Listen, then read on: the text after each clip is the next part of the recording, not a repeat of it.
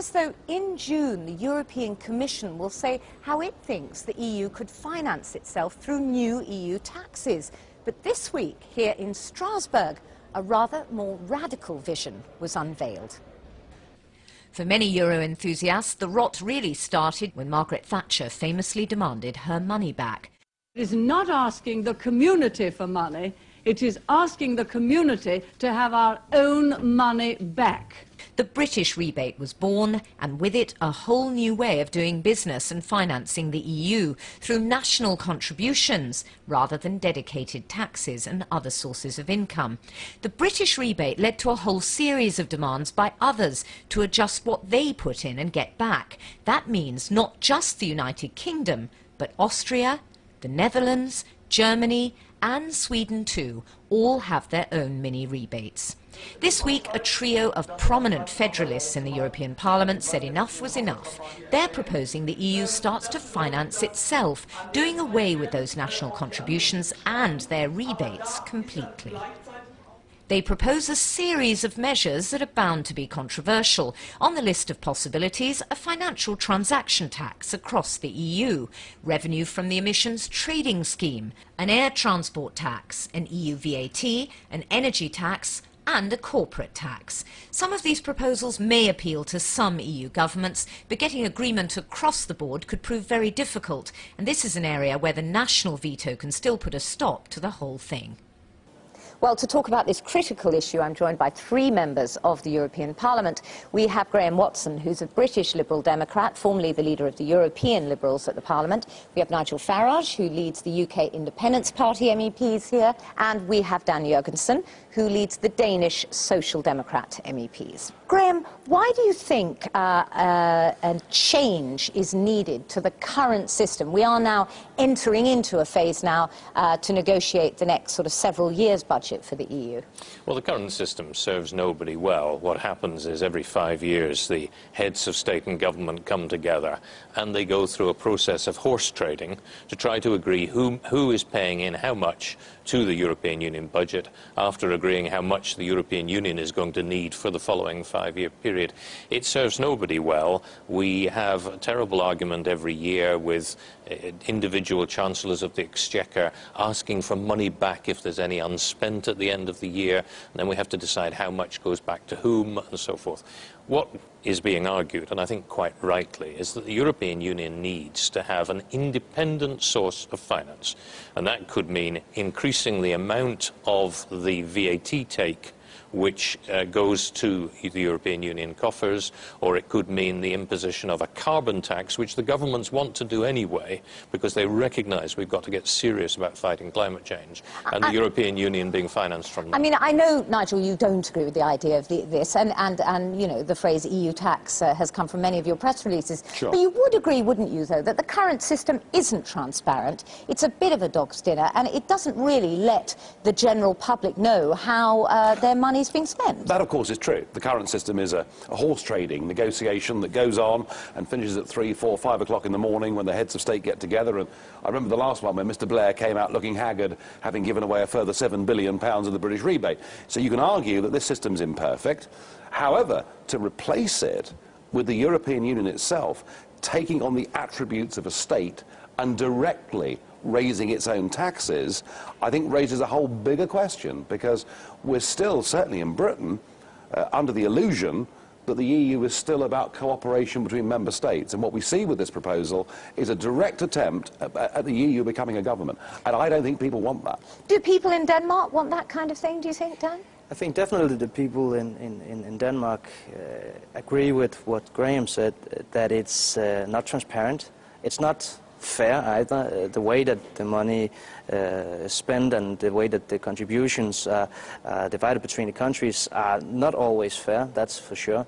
On the other hand, going for a completely new system with 100% own finances, resources in EU is also something that I think we need to be a little bit careful about, because taxation needs to be a national competency. So what I think we should do is look for solutions in the middle.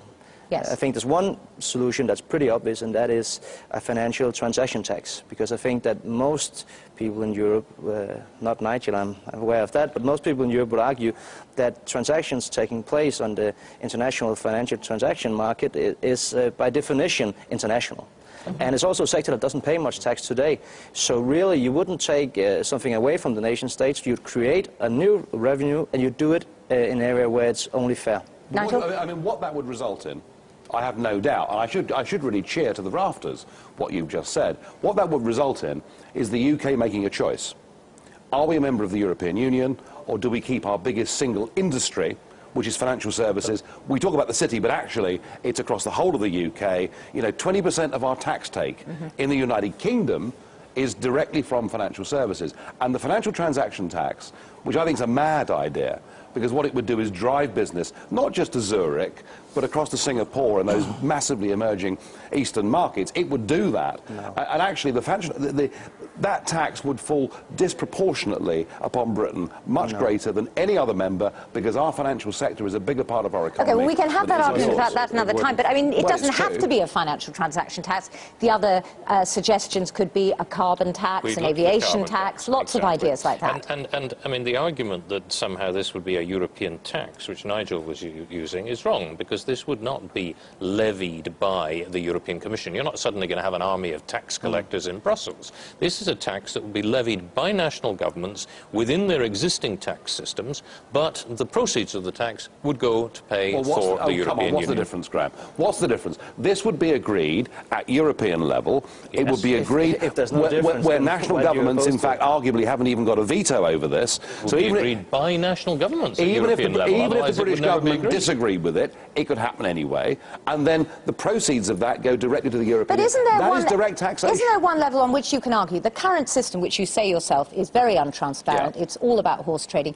At least if you have a system whereby a tax is levied at home, it's specifically for the EU, isn't there more accountability in that system? Well, there is an argument, certainly with green taxes, that if every time you pay your electricity bill, printed on the bottom is that £101.46 of this are going directly to Brussels, I suppose I could say maybe that would help my cause and not the other side of the argument. But you know, we are talking about direct taxation is what states do. Now, if these guys are happy to tell us that this is now a state and that the UK is subordinate to that, then fine, but they're not. This was the way that the EU used to finance itself, actually. I mean, that's worth remembering, isn't it? We already have 25% of the resources in the EU coming from own resources, so it's already there. It's just a question of how big a proportion. Plus, this new idea really is taking money from a sector that's for too long been making a lot of money without paying their part to the societies, and that is actually awful. And that's probably where we have an ideology. Let's go back to the rebate. Let's go back to the rebate system. I mean, this current system, whereby, I mean, not a lot of people know. I mean, we do.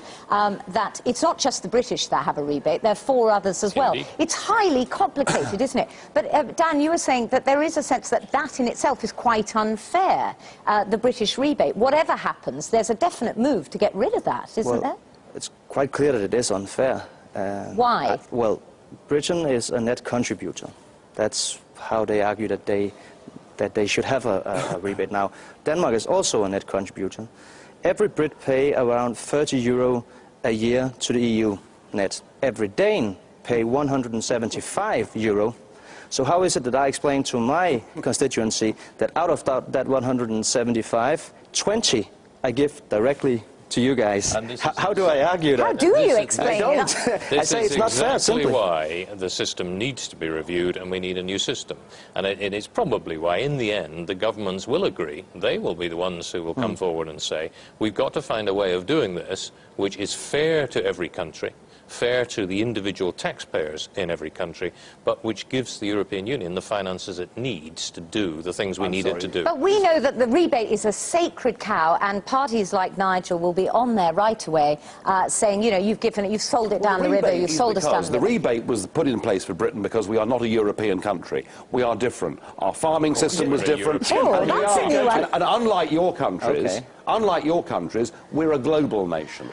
we do a bigger proportion of our trade and our business with the rest of the world than any other European country. We always have, and my hope is that we'll go on doing that. Denmark so that's is a why. global nation. Germany is a global nation. Germany is not a global nation compared with Britain. They're not. None of them are. We have a much greater proportion of trade across the world. But you know, this argument about what it costs British people, whether we talk gross or net, this year our net contribution to the EU is going to be £9 billion. And what people see is they see in their own lives at the moment, you know, the local gravedigger or sweet streeper being sacked as a result of local government cuts. And what they see here is a massive increase in the EU's Parliament's 80% increase in the entertainment budget.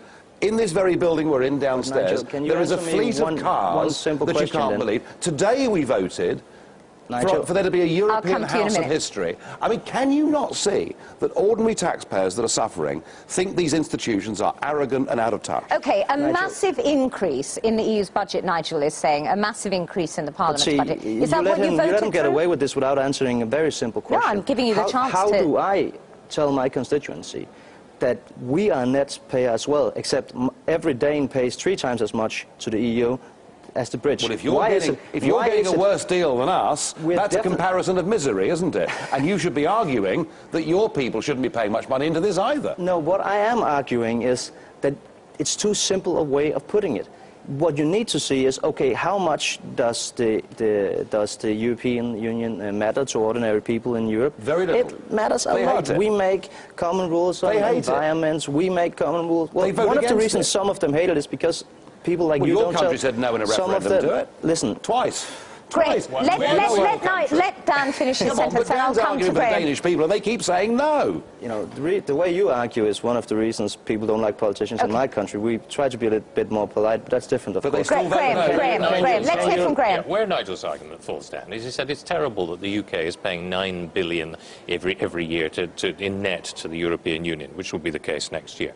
But what he doesn't point out is that we're paying £60 billion a year for health, we're paying £132 billion a year for social security and pensions. For £9 billion, it's all it's costing us. We're getting a fantastic deal from the European Union. We're getting the solidarity of being part of an association of 27 nations. We're getting the diplomatic clout that it gives us. We're getting the clout that it gives us in trade talks, such as our free trade agreement with India, for example. We don't exist. We are getting all of the benefits of all of the European policies which bring money into my constituency every year. Outside of the EU, we could negotiate our own trade deal with India. As part of the EU, we're banned from doing so. Outside and you talk about influence. We would be like Norway. We would have to pay more money to trade. Well, the Norwegians are rather richer than we are, aren't they? Okay. Than we currently pay as a And they keep their own fish. We'd have to pay more money to trade. I'd love to be in Norway. All right. Well, as usual, we always get back down to fundamentals. Thanks very much, all of you.